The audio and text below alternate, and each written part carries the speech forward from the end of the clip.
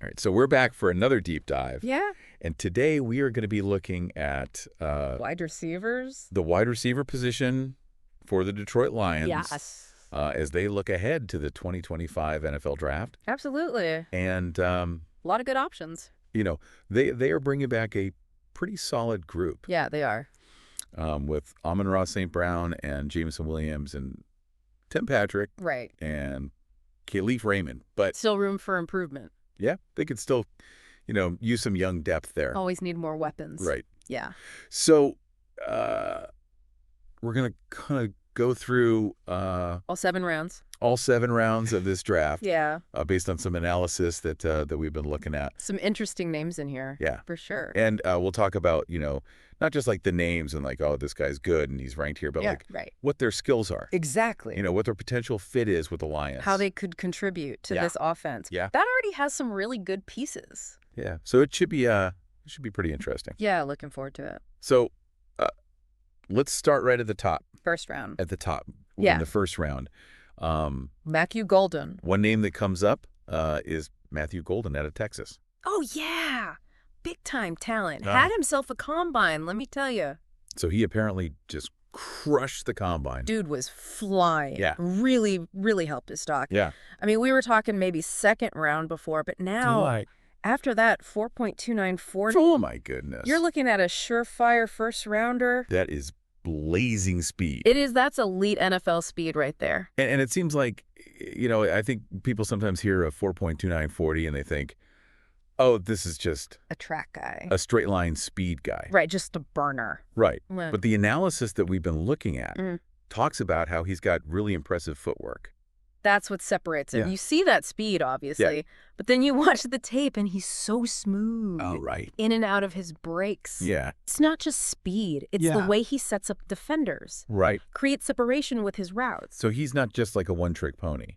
Yeah. Exactly. He's got the whole package potentially, Yeah. and the production backs it up too, Yeah. He had a really good year last year. Transferred to Texas for his senior season Right. and just exploded. Yeah. 58 catches, almost 1,000 yards, 9 touchdowns Right. against some of the best competition in college football. And this is after, transferring from Houston. So Right. He's been on the big stage before. Right. And he's proven he can handle it. Yeah. So this is a guy who, could potentially be Game changer. a game Wait, changer. they hit 1. And then on top of all of that, he can also be a returner. Oh, yeah, you mentioned that. Yeah. That's huge. Yeah, that's a big plus. Yeah. I mean, that's something that the Lions could certainly Could definitely use. use some help with, right? Absolutely. And, they've got a speed guy now in Jameson Williams, but But you can never have too much speed. And especially if you can get a guy who can contribute on special teams as well.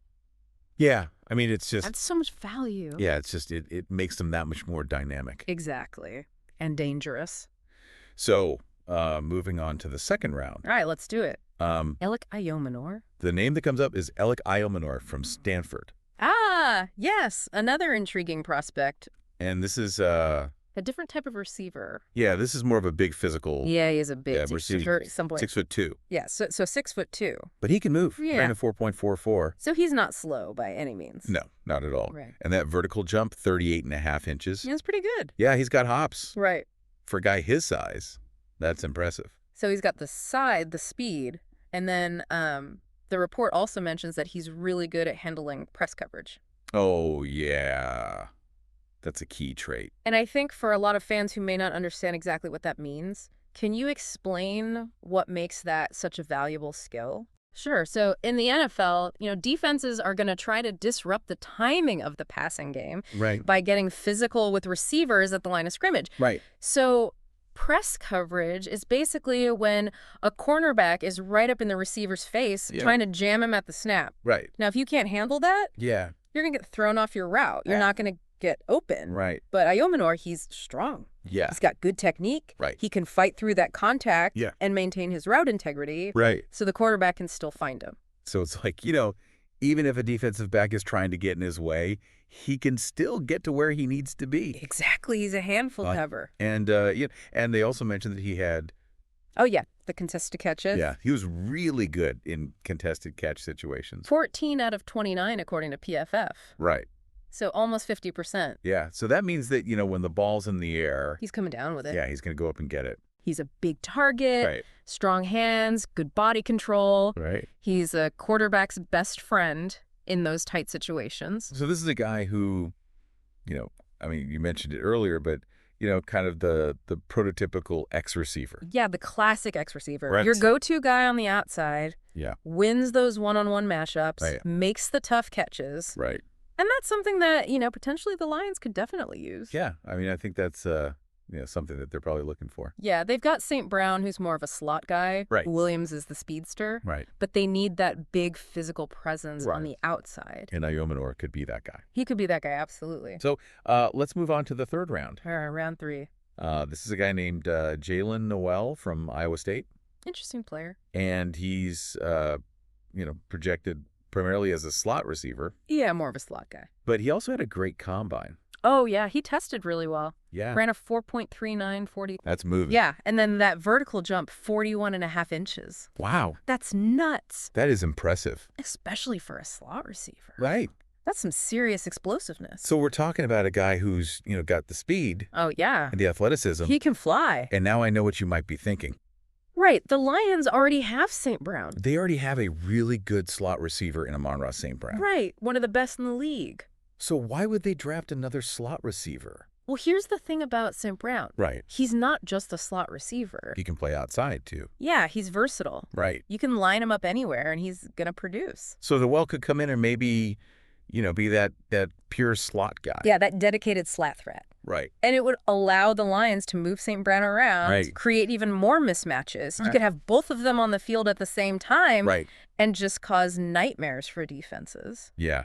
Just that speed and agility and route running ability. It'd be a tough matchup. Right. For any secondary. Yeah. And even if Noel doesn't start right away, Right. he's still valuable insurance. Right. St. Brown's a stud, but he's not invincible. Right. If he gets hurt, Right. you want someone who can step in and not miss a beat. Right. And Noel could be that guy. And he's not just, a great athlete. No, he's a playmaker. Yeah. I mean, over 1,100 receiving yards last season? Right. That's not a fluke. Right. He knows how to get open. And it's another guy who slays bigger than his size. Yeah, he's not afraid to go over the middle, Right. make those tough catches in traffic. Yeah, he had a really high contested catch rate, too, over 50%, according to PFF. That's impressive. So, yeah, he's a very intriguing prospect. He is. So let's move on to the 4th round. All right, round 4. This is a guy named Pat Bryant from Illinois. Now, this is a name to watch. And it seems like the Lions are already kind of interested in him. Oh, yeah.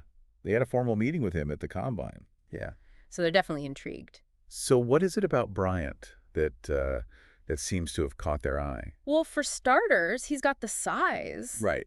that the Lions seem to like in their ex-receivers. Right. They want that big physical presence on the outside. Right. And Bryant fits that mold. And then he's also a really good blocker. Oh, yeah, he's a mauler, Yeah. loves to get downfield Right. and pancake some defensive backs. Yeah. And we know that the Lions coaching staff really values that. Oh, yeah, they want their receivers to be complete players. Right. Not Fine. just catch the ball, but also block their tails off. And Yeah. Bryant checks that box Louis. in a big way. So that could really help him get on the field early. Absolutely. Even if he's not Right. a finished product as a receiver. Contribute on special teams. Right. Get those extra snaps. And he's coming off a really good year, too. Yeah, he had a breakout season in 2024. Yeah. Career highs in receiving yards and touchdowns. So that's a guy who, the potential is there. For sure, he's trending in the right direction. Yeah. He's a guy who could really, blossom The right coaching. with the right opportunity. Right.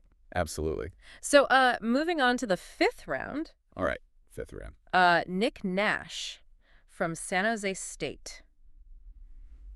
This guy is a stat sheet stuffer. Yeah, he put up some crazy numbers last year. Oh, yeah. He was one of the most productive receivers in the entire country. Yeah. Just dominating the Mountain West. Yeah, 1,382 receiving yards.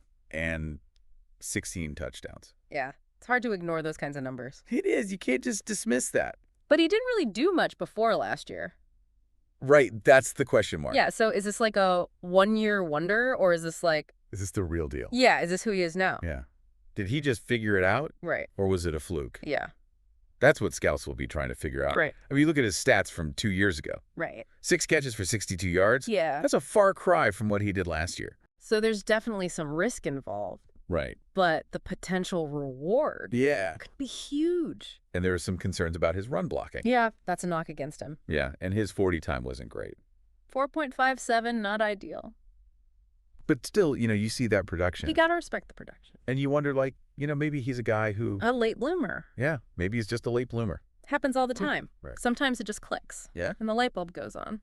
So let's move on to the 6th round. Oh, round 6. Isaac Tesla from Arkansas. Now, this is an interesting story. Yeah, he's got kind of a unique journey. Yeah, he started out at the Division II level Yeah. at Hillsdale College, Right here in Michigan. right here in Michigan, Yeah. and he was just dominant, Yeah. putting up crazy numbers. Yeah. And then he decided to transfer to Arkansas. Wanted to challenge himself. Yeah. Wanted to see how he'd stack up against SEC competition. Right. So he goes to Arkansas. It was a bit of an adjustment. Yeah. His numbers weren't quite as impressive in the SEC. Yeah, he had under 900 career receiving yards there. But it's the athleticism that really stands out. Yeah, he's a freak athlete. Right. You watch him on tape. Yeah. It's like watching a highlight reel. Yeah. Those contested catches. Oh, yeah, he's got some of the best hands I've ever seen. Yeah. Makes those acrobatic catches look routine. And his contested catch rate was really good, too, over 54%. Yeah, he's a ball winner. So even though he didn't put up huge numbers in the SEC. Right, the potential is there. Yeah. Especially with his athleticism in his hands. Yeah. I mean, he's a guy who, you draft him in the 6th round. Yeah, you're hoping he can develop. Yeah. You're hoping that he could be a steal. A diamond in the rough. Right. Absolutely. So, and finally in the 7th round, All right, the last round. Ricky White from UNLV. Now, this name might ring a bell for some Lions fans. Yeah. He started his career at Michigan State. Yeah, he had a big game against Michigan as a freshman. 8 catches for 196 yards.